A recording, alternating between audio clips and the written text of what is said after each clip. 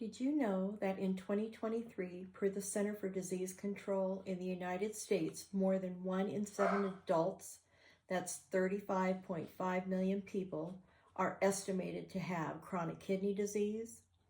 They estimate that 9 out of 10 adults don't even know that they have it, and 1 in 3 have a severe case of chronic kidney disease and don't even know it.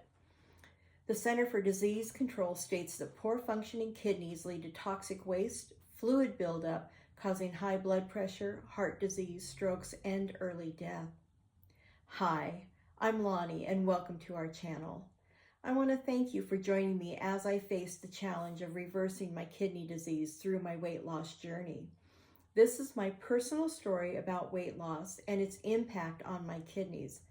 And after struggling with weight gain for years, I finally took matters into my own hands and decided to make some serious lifestyle changes. And I'm thrilled to share with you how it has improved my health.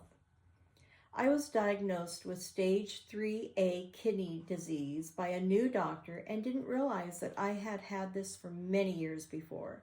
My previous doctor never told me about this. Well, I didn't think anything about it and proceeded to try and lose weight.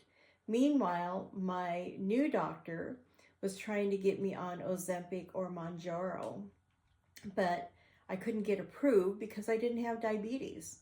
So the next doctor visit, that was the life-changing one, when he said, you now have stage 3B kidney disease.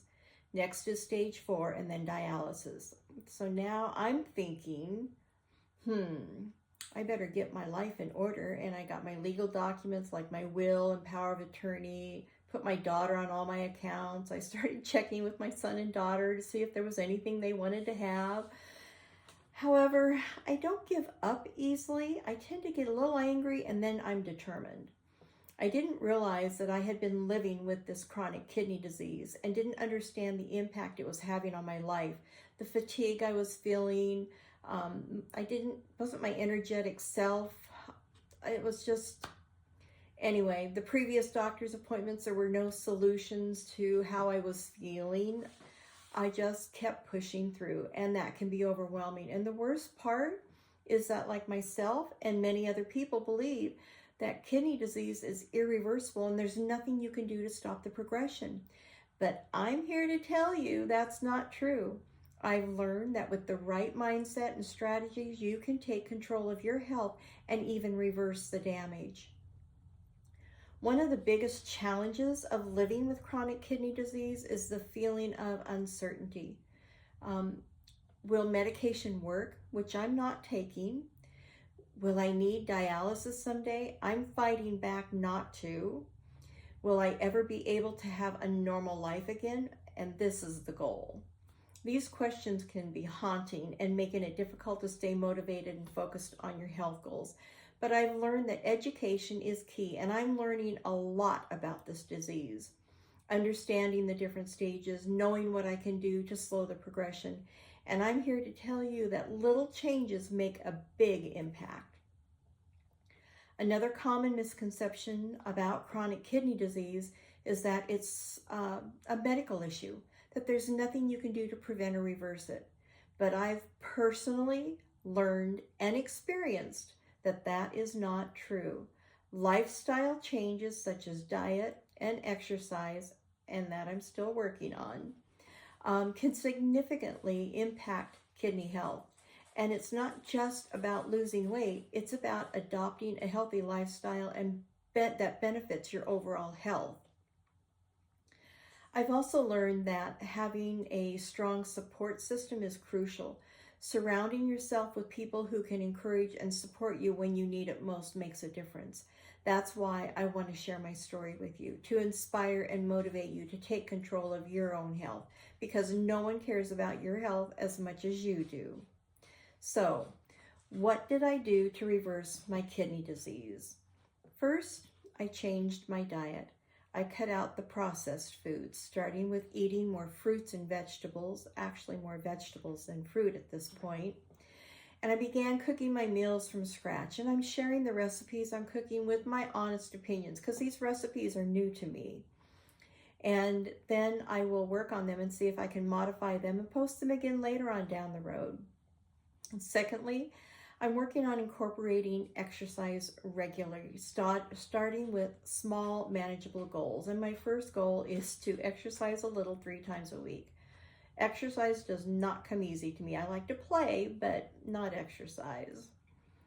I also make sure to stay hydrated by drinking plenty of water throughout the day, but being mindful not to over drink, because too much water can overwork the kidneys, and it's a fine balancing act. It wasn't easy, of course. Sometimes I did want to give up and just didn't want to do it anymore. But I kept pushing through, motivated by my desire to take control of my own health. Slowly but surely, I started to see results. My energy levels started to increase, my blood work improved, and my doctor noticed a significant improvement in my kidney functions. I learned that I do not need to make drastic changes, but making little pivots generate amazing results. And pivot is my new favorite word. The most significant moment to me was when the doctor told me my kidney function had improved. I felt like I was on cloud 9, like I had accomplished something remarkable. And it wasn't just about the numbers. It was about the sense of hope and empowerment that came with it. I remember going to the doctor's office feeling anxious and nervous, not knowing what to expect. And he smiled and said, "Your kidney functions have improved significantly. You're doing a great job." Now, funny story, I was so excited about losing the weight that when I went to get my blood work done, I didn't realize I was going early. I had gotten my first blood work done on 7/28. My second blood work, when I was so excited, was on 8/29, and it shouldn't have been until October 28th. I went from stage 3B to a stage 3A in 35 days. I felt like I was walking on air, like nothing could stop me from achieving my health goals. The test results were incredible. My creatine levels decreased, my GFR increased, my glucose decreased, my blood pressure was good. It was a huge moment for me, a moment that I'll never forget. And it wasn't just about the numbers. It was about the sense of accomplishment, the sense of pride that came with it.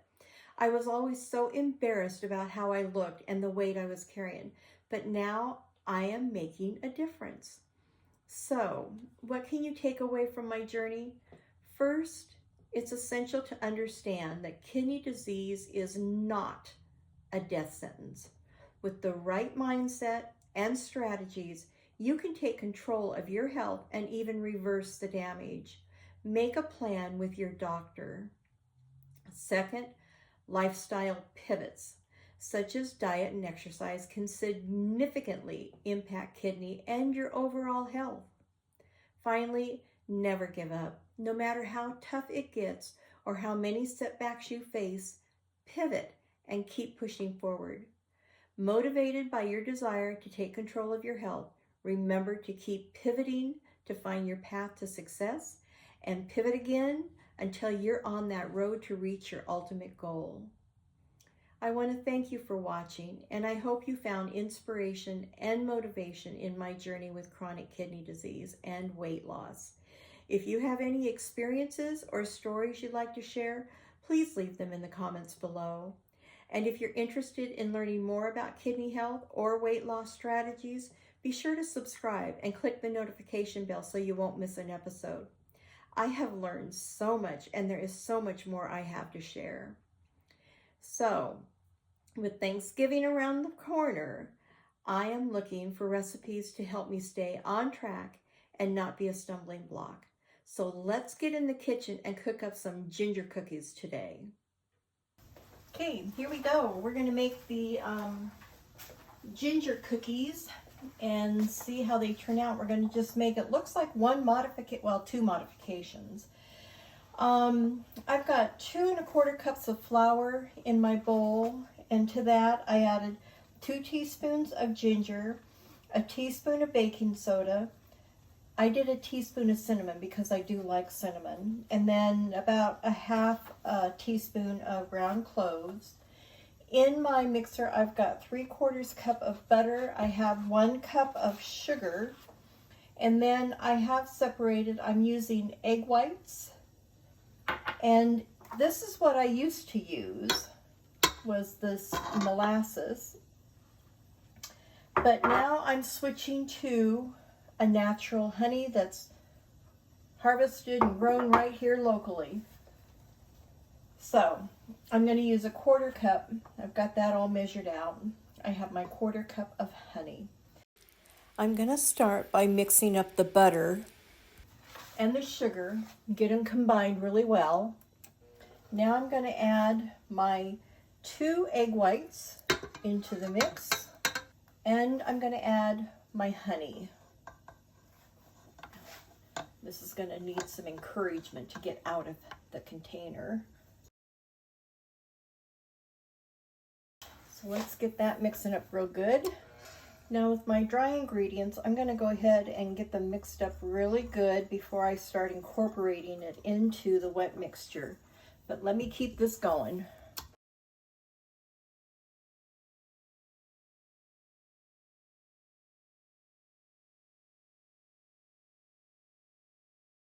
So now what I'm going to do is I'm just going to take a spoonful at a time and drop it in here and put it on a low speed so I don't get flour all over the kitchen. And we'll do that until all the flour gets incorporated.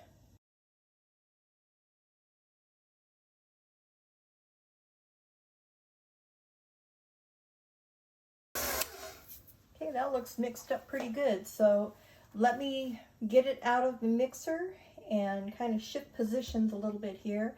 And then I'll show you what I do, rolling them into the ball and into the turbinado sugar.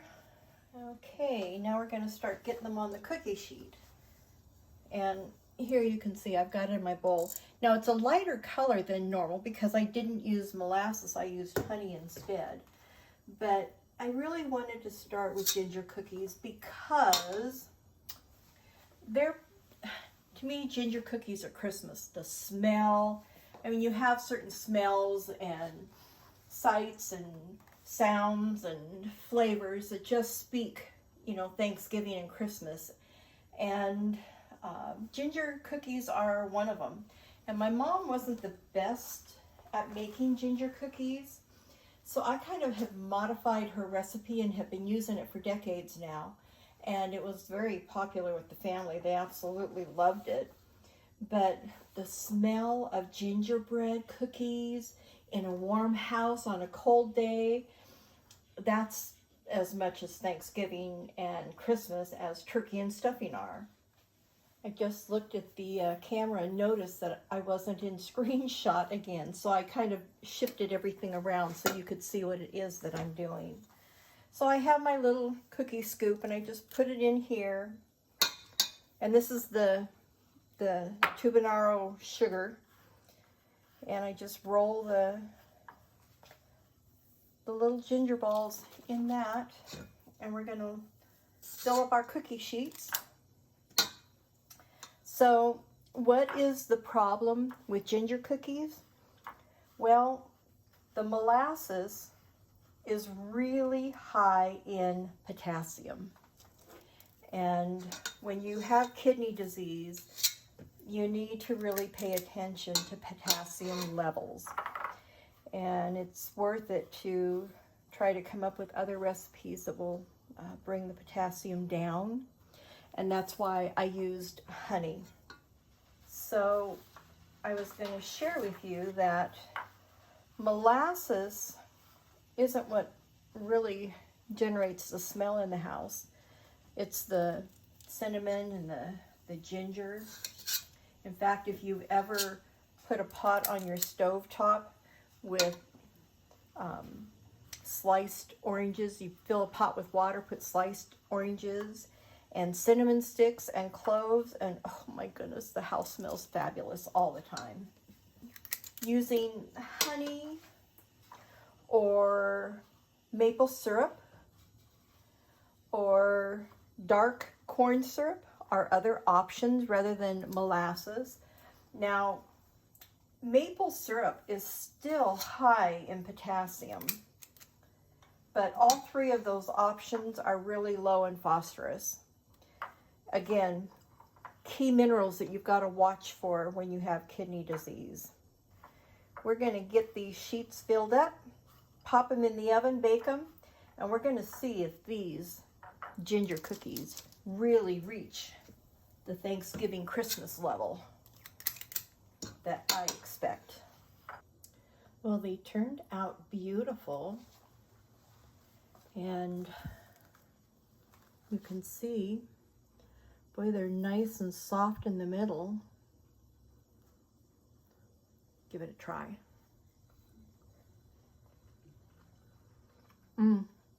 They taste like a ginger cookie. The only difference is they're not dark because I used honey instead of molasses. But if you think about it, honey is a sweetener the same as molasses is. So I'm really pleased with this, and I will be making these for Thanksgiving and Christmas. So I hope you enjoyed this recipe. I hope you give it a try and let me know in the comments if you do how you liked it, but I think this is fabulous. So make it a gorgeous day every day, and until next time, bye.